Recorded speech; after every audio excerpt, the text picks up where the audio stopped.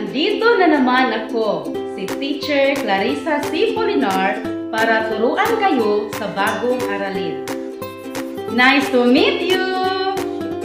Ngayon, sa araw na ito, pag-aralan natin ang asignaturang Filipino sa ikalawang baitang. Tayo ay nasa ika-4 na markahan, ika-5 linggo.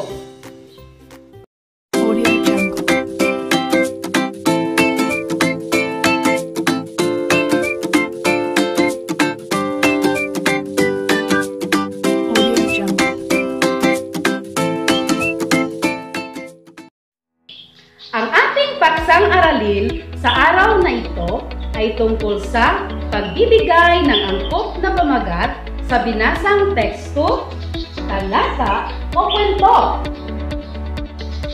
Bago natin umpisahan ang bagong aralin, ay magkakaroon muna tayo ng pagsasanay. Ito ay makikita sa subukin na bahagi ng modyul. Tandaan, sa pagsasanay na ito, kinakailangan ang partisipasyon ng magulang o sinumang miyembro ng pamilya na maaaring magbabasa sa kwento upang mapakinggan ng bata. Panuto. Pakinggan ng mabuti ang kwento at sagutin ang mga sumusunod na tanong tungkol dito. Isulat ang titik ng wastong sagot sa papel. Hinihintay ni Norma ang kanyang nanay. Katatapos lamang niyang patulugin ang sanggol na kapatid niyang babae. Nakapaglinis na rin siya ng bahay.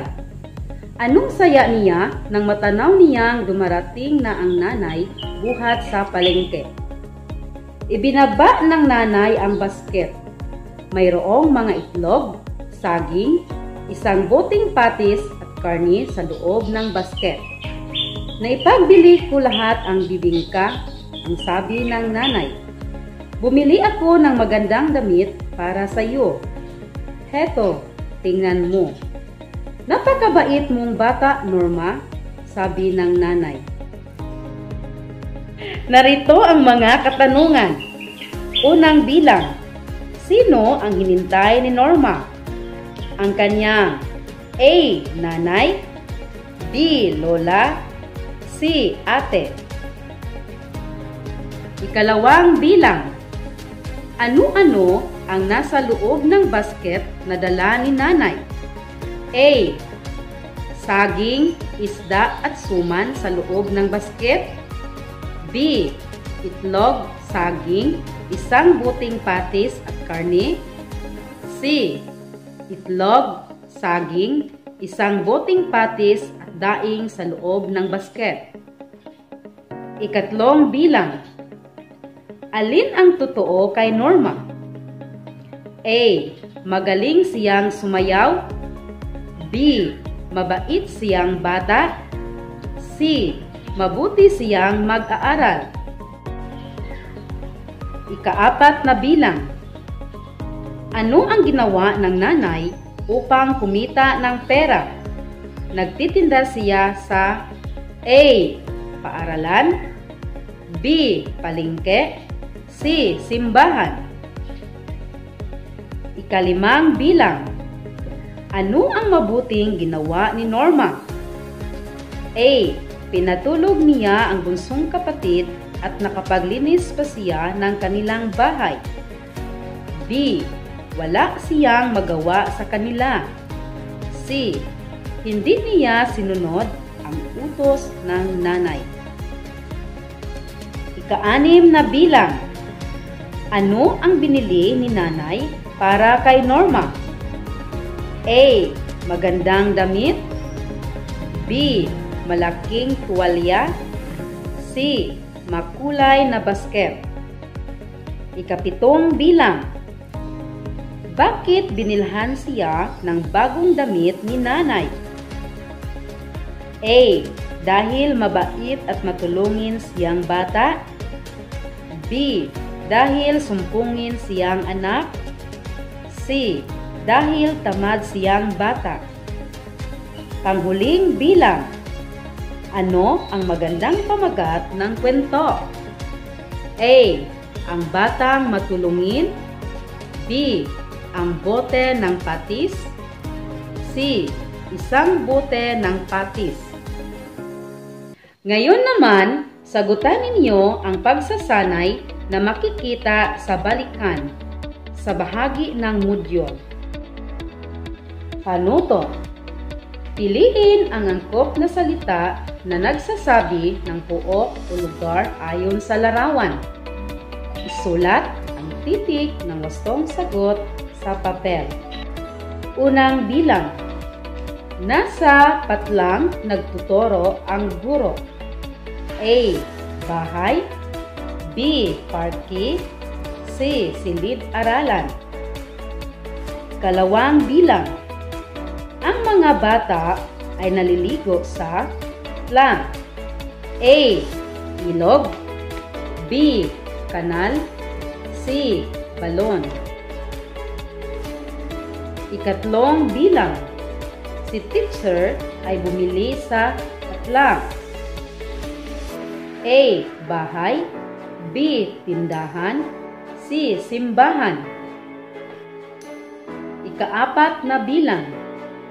Kami ay pumunta sa patlang. A.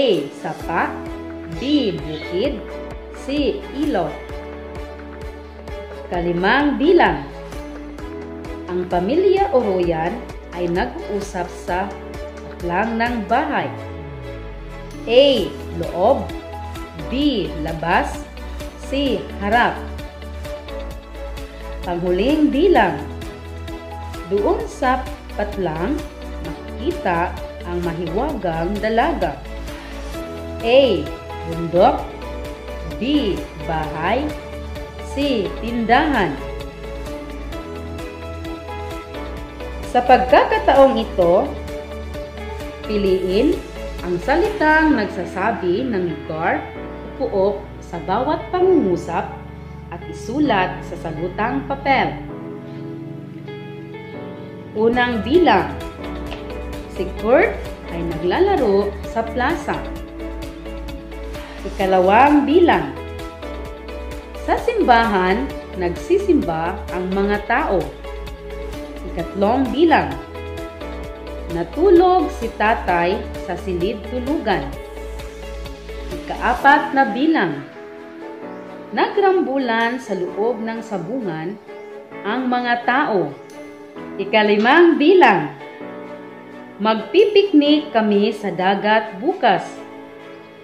Ikaanim na bilang. Walang bata ngayon sa paaralan. Ikapitong bilang.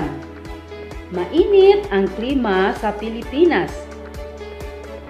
Ikawalong bilang. Marami kaming nakuhang mangga sa bukid. Ikasiyam na bilang. Sa hardin ni Ginang Nessa ay may maraming magaganda at mamahaling bulaklak. Ikasampung bilang. Nagtitinda si Vicky ng maraming damit sa Barangay Bongbong. Ikalabing-isang bilang. Si Crisanto ay nag-aalaga ng mga kambing sa kanilang bakuran. Panghuling bilang. Marami ang natutulungan ni Dr. Flor sa ospital.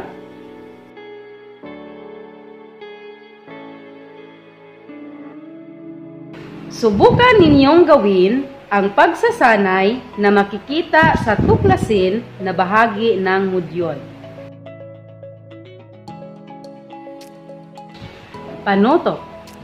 Pakinggan ng mabuti ang kwento at sagutin ang sumusunod na mga tanong. Isulat ang titik ng wastong sagot sa sagutang papel. Mahilig maglaro ang batang Selvina sa kanilang bakuran. Marami siyang laruan tulad ng manika, luto-lutuan, puzzle at laruang computer. Pinapahalagahan niya ang lahat ng kaniyang gamit. Ibinabalik niya ang mga ito sa kabinet ng malinis at maayos pagkatapos laruin. Isa siyang masinop na bata, kaya naman tuwang-tuwa ang kaniyang mga magulang. Naririto ang mga katanungan. Una, sino ang batang mahilig maglaro? A. Dina, B. Lina, C. Dina.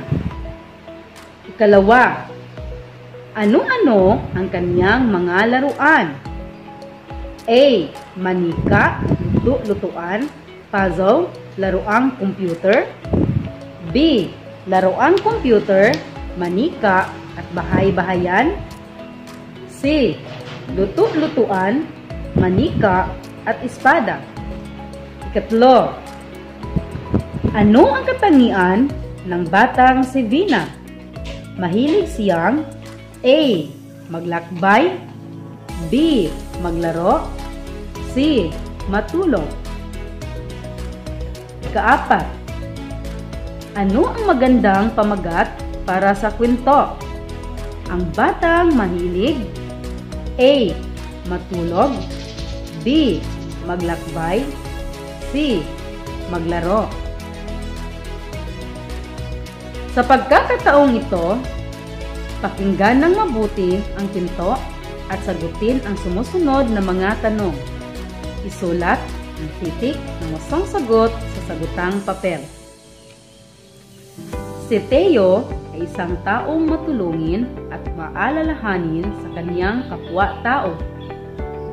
Kapag may humingi sa tulong pinansyal, pambili ng gamot at pambayad sa hospital, laboratory, ay lagi siyang handang tumulong na walang kapalit. May mga programa din siyang ipinatupad sa mga tao tulad ng tulong pangkabuhayan sa mga displaced workers at sa walang trabaho. Dahil dito, tinagurian siyang may gintong puso sa dami ng taong tinutulungan niya. Hindi rin siya pinabayaan ng kanyang ina na si Nanay Lisa at sa asawang pinakamamahal niya na si Ginang Tess na laging nakasuporta sa kanya. Narito ang mga katanungan. Unang bilang. Sino ang pinag-uusapan sa kwento? A. Teo, B.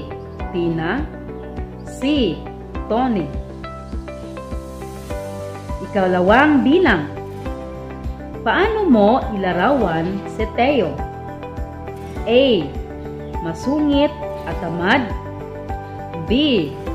Madaldal at matapang, C. Matulungin at maalalahanin.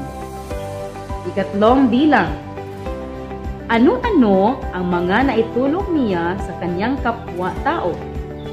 A. Pambili ng gamot at pambayad sa hospital, B. Mga gamit sa paaralan, C. Mga gamit sa kusina. Kaapat na bilang. Ano ang mga programang inilunsad ni Teo? A. Tulong pangkabuhayan sa mga displaced workers, B. Programa para sa mga OFW, C. Programa para sa mga guro. Ikalimang bilang. Bakit tinagurian siyang may gintong puso?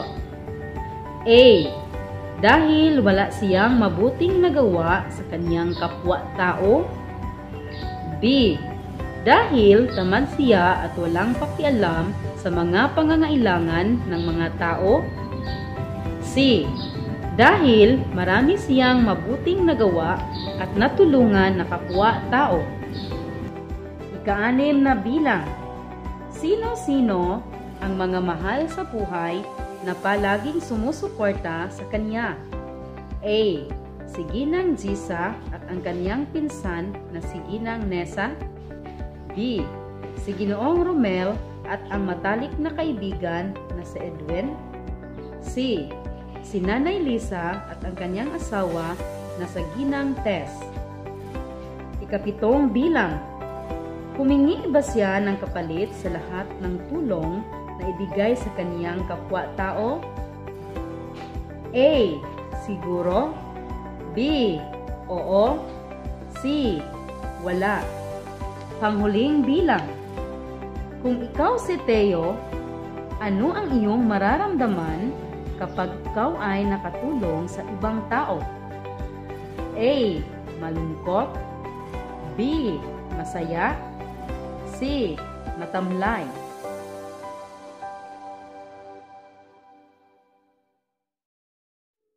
Alam niyo ba mga bata, sa pagbibigay ng pamagat ng isang talata, alamin mo muna ang paksang diwa o paksang pangungusap.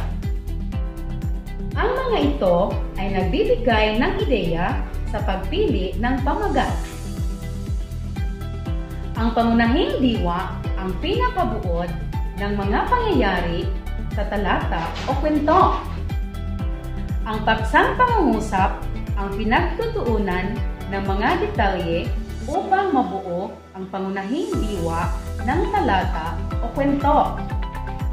Ginagamit ang malaking titik sa mahalagang salita sa pamagat ng talata o kwento.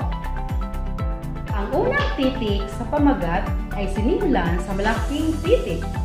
Ang maliit na salita tulad ng at, ng, at ang ay isinulat sa maliit na litra maliban kung ito ay ginagamit bilang unang salita sa pamagat. Subukan ninyong gawin ang pagsasanay na makikita sa pagyamanin na bahagi ng mudyod. Panuto. Piliin ang angkop na pamagat sa bawat talata. Isulat ang titik ng tamang sagot sa papel. Una, sariwa ang biniling isda ng aking nanay. Malinaw ang mga mata at mapula ang hasang nito. Kapag pinindot ang laman nito, ang bakas ng daliri ay hindi bumabaon dito. A. Ang sariwang isda. B. Ang mata ng isda. C. Ang hasang ng isda. Ikalawa, masipag ang kapatid kong si Ray. Tuwing araw ng Sabado, siya ay maagang gumising upang tumulong sa kanyang tatay sa mga gawain sa bukid. A. Si Ray ang aking kapatid. B. Si Ray ang batang masipag. C. Si Ray at si tatay. Ikatlo, ang zebra ay isang kabayo na nagmula sa Africa. Ito ay kulay itim at puti. Ang kanyang kinakain ay mga damo at dahon. Sila ay sama-sama na naninirahan sa kabundukan. A. Ang zebra. B. Ang kabundukan. C. Ang damo. Kaapat, ang benta ay isang bangka. Ito ay matatagpuan sa Mindanao. Tinatawag din itong lipa-lipa at sakayan. Ito ay nagpapakita ng makulay at mayamang kultura ng mga taga-Mindanao. A. Ang kultura. B. Ang Mindanao. C. Ang benta. Ikalima, si Ernesto ay galing sa mahirap na pamilya. Siya ay panganay na anak ni Ginoo at Ginang Enrico Rosal. Dahil sa kahirapan, madalas siyang lumiliban sa klase dahil wala siyang baon at kulang ang kanyang gamit pampaaralan. Si Ernesto ang batang A. Mahirap. B. Mayaman. C. Magaling. Ika-6, tuwang-tuwa si Morella sa kanyang mga laruan. Iniingatan niya ito palagi. Upang hindi mawala o masira, ibinabalik niya ito sa tamang lalagyan pagkatapos maglaro. Si Morella ang batang A. Mahirap. B. Maalaga. C. Masinop. Ikapito, umaga na. Tulog pa rin si Ramon. Napuyat siya sa paggawa ng proyekto para sa asignaturang Pilipino. Nakahanda na ang lahat ng mga gamit niya sa pagpasok.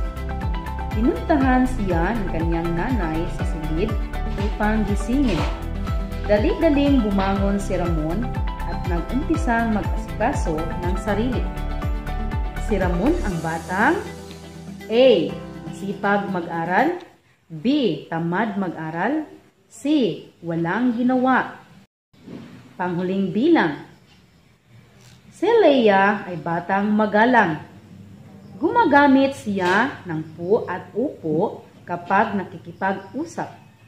Humahalik din siya sa kamay ng kanyang mga magulang bago umalis at pagdating ng bahay. Pinalaki siya ng kanyang mga magulang na magalang at marunong makikipagkapwa-tao. Si Leia ang batang A. Magalang, B. Walang galang, C. Makulit. Subukan ninyong gawin ang pagsasanay na makikita sa isa-isip na bahagi ng modyul. Panuto. Kopyahin at kumplituhin ang pangungusap. Isulat ang wastong sagot sa papel.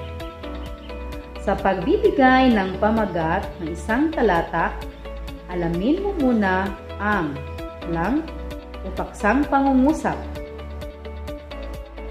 Ginagamit ang patlang sa mahahalagang salita sa pamagat ng talata o kwento.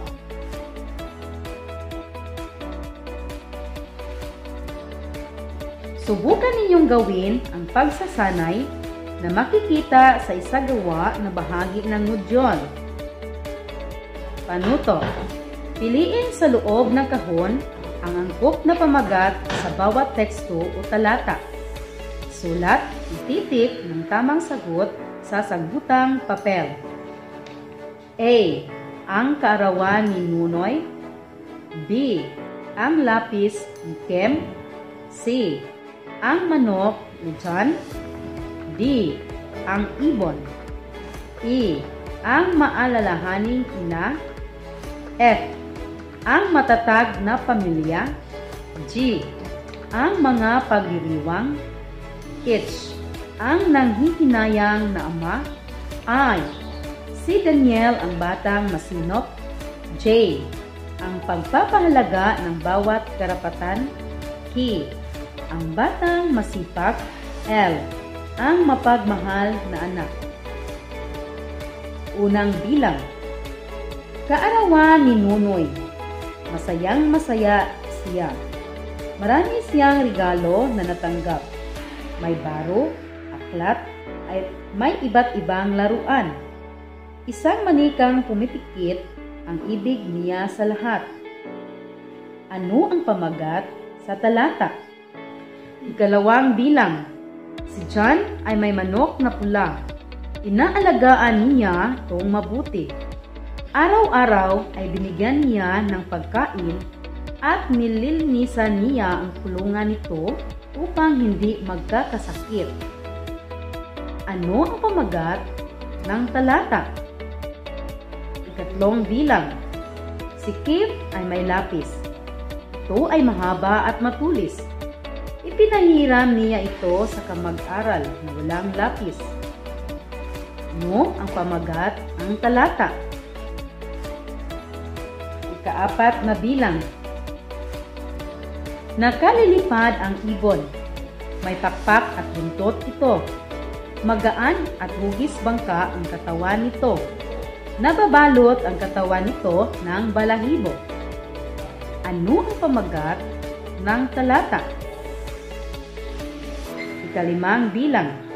Maraming pagdiriwang ang isinasagawa sa ating bansa. Nakatutulong ang mga ito sa pagpapanatili ng ating kulturang Pilipino. Nakapagpapatibay rin ang mga ito ng pagsasamahan at pag-uunawaan ng marami. Ano ang pamagat ng talata? Ika-6 na bilang. Umaga na, tulog pa rin si Ramon. Napuyat siya sa paggawa ng proyekto sa asignaturang Pilipino. Nakahanda na ang lahat ng mga gamit niya sa pagpasok. Pinuntahan siya ng kanyang nanay sa silid upang gisingin. Dali-daling bumangon si Ramon at nag-umpisang makasikaso ng sarili. Ano ang pamagat ng talata? Ikapitong bilang.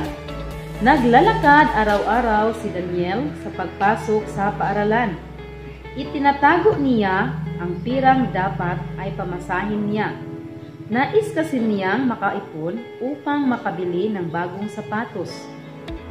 Ano ang pamagat ng talata? Ikawalong bilang. Maaga pa lamang ay gising na si Aling Lolita. Dala-dala niya ang basket patungong palengke. Gusto niyang makapili ng mga sariwang isda, gulay na iluluto niya para sa tanghalian. Ano ang pamagat ng talata? Ikasiyam na bilang. Ang pag-alala sa mahalagang araw ng mga magulang ay tanda ng pagpapahalaga at pagmamahal natin sa kanila. Huwag natin silang lilimutin at alagaan natin sila sa kanilang pagtanda. Ano ang pamagat ng talata? Ikasampung bilang. Maraming karapatan ang tinatamasa ng bawat kasapi ng pamilya. Dapat pahalagahan ang mga ito ng bawat isa. Nararapat magsikap ang mga magulang upang matugunan ang pangangailangan ng mga anak. Ano ang pamagat ng talata? Ikalabing-isang bilang. Palagi na lang may problema ang pamilya ni Susan. Kailan lang ay nawalan ng trabaho ang kanyang ama. Sumunod naman ay nagkasakit ang bunso sa magkakapatid.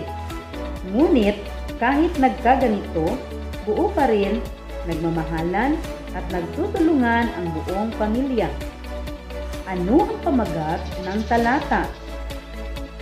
Panghuling bilang. Pagtatanim sa bakuran ang pinag-aabalahan ng pamilya ni Mang Roy. Namumunga na ang kanilang mga tanim na gulay. Isang umaga, nagising sila na putol-putol ang puno ng mga gulay. Nakawala pala ang kambing ng kapitbahay. Kay laki ng kanilang panghihinayang sa mga tanim na nasayang. Ano ang pamagat ng talata?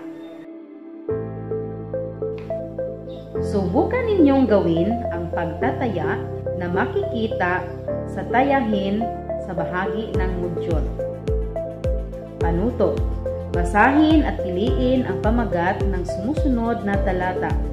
Isulat ang titik ng tamang sagot sa sagutang papel. Unang bilang. Nasa tabing ilog ang bahay ni Ben. Tuwing umaga ay inaalis niya ang mga dumi sa tabing ilog upang hindi mamatay ang maraming isda dito. A. Si Ben ang batang masipag. B. Si Ben at ang tabing ilog. C. Ang isda ni Ben. Ikalawang bilang. Si Rita ay isang matulungin na bata. Maaga siyang gumising upang tumutulong sa kanyang nanay sa pagtitinda sa palengke. A. Ang nanay ni Rita.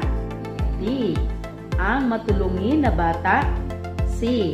Ang magaling na bata. Ikatlong bilang. Si Ruming ay may alagang ibon. Ito ay isang loro. Iba't iba ang kulay ng balahibo nito. Nasa hawlang bakal ang loro. Pinakakain niya ito ng saging araw-araw. A. Si Ruming at ang balahibo. B. Ang hawla ni Ruming. C. Ang alagang ibon ni Ruming. Kaapat na bilang. Ang Maya ay isang ibong maliit. Pula ang kulay ng kanyang balahibo. Masarap pakinggan ang huni nito. Ito ay kumain ng palay at mga prutas. A. Ang prutas. B. Ang Maya. C. Ang balahibo. Ikalimang bilang. Si Brownie ay ang aking nag-isang aso. Siya ay mabilis tumakbo. Ang kanyang buntot ay mahaba at kulay itim ang kanyang mga mata. Inaalagaan ko siyang mabuti dahil nakatutulong siya sa pagbabantay ng aming munting bahay. A. Si Brownie. B. Ang pusa. C. Ang aming bahay. Ika-6 na bilang. Ang Camiguin ay isa sa magagandang lugar sa Pilipinas. Pagsasaka at pangingisda ang pangunahing hanap buhay ng mga tao rito. Ipinagmamalaki nila ang kanilang lansones, sinasabing pinakamatamis sa buong bansa. A. Ang Camiguin. B. Ang lansones. C. Ang pagsasaka. Ika-7 bilang. Sampaguita ang pambansang bulaklak ng Pilipinas. Puti ang kulay nito. Tinutuhog ito para maging kwintas. Inaalay din ito sa altar at sinasabit sa liig ng pararangalan. A. Ang kwintas. B. Ang paparangalan. C. Ang sampaguita. Ika-8 bilang.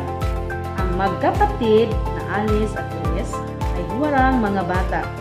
May oras sila sa paglalaro, pag-aaral at pagtulong sa mga magulang. A. Ang huwarang magkapatid. B. Ang pagtulong sa magulang.